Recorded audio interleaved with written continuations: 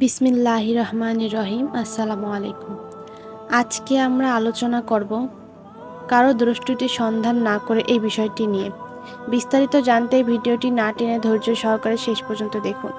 আর হ্যাঁ, আমাদের চ্যানেলটা সাবস্ক্রাইব না করলে এখনই করুন এবং পাশে থাকা বেল আইকনটি ক্লিক করুন যাতে আমাদের নতুন ভিডিও সবার আগে আপনার কাছে পৌঁছে যায়। তাহলে চলুন আজকের আলোচনাটা করা যাক। আমরা কিছু পারি আর না পারি মানুষের দোষ খুঁজতে খুব ভালোই পারি। তো এই বিষয়টা নিয়ে আজকে আলোচনা, যে ইসলামে এটা নিয়ে কি বলা হয়েছে। অন্যের দোষ খুঁজে বের করানো অত্যন্ত ঘৃণিত স্বভাবের কাজ। নিজের দোষ অনুসন্ধান করে তা সংশোধন না করে অন্যের দোষ খুঁজে খুঁজে বের করে তা লোকজনের মধ্যে প্রকাশ করা, কাউকে লজ্জিত করা বড় ধরনের গুনাহের কাজ। কেউ যদি অন্যের দোষ গোপন রাখে, আল্লাহ তাআলা তার দোষ গোপন রাখবে। কারো দোষ প্রকাশ করে তাকে লোকজনের চোখে ছোট করা, তাকে অপদস্থ করা বা তাকে বিব্রত করা অবস্থায় ফেলা খুবই নিন্দনীয় কাজ।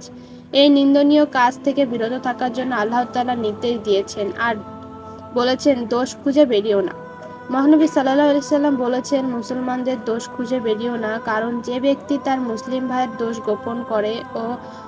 গোপন দোষ ও গুনাহ খুঁজে বের করে থাকে, আল্লাহ তার গোপন দোষ প্রকাশ করে থাকবে। আর আল্লাহ দোষ প্রকাশ করতে থাকলে যদি সে ব্যক্তি ঘরের মধ্যে নিজেকে লুকিয়ে রাখে, তবুও তাকে তিনি লজ্জিত লাঞ্ছিত করেই ছাড়েন। প্রিয় ভাই ও বোনেরা, আল্লাহর কাছে দোয়া করি আল্লাহ যেন এইসব কাজ থেকে আমাদের দূরে রাখে এবং আল্লাহ যেন সবাইকে নেক হায়াত দান করে।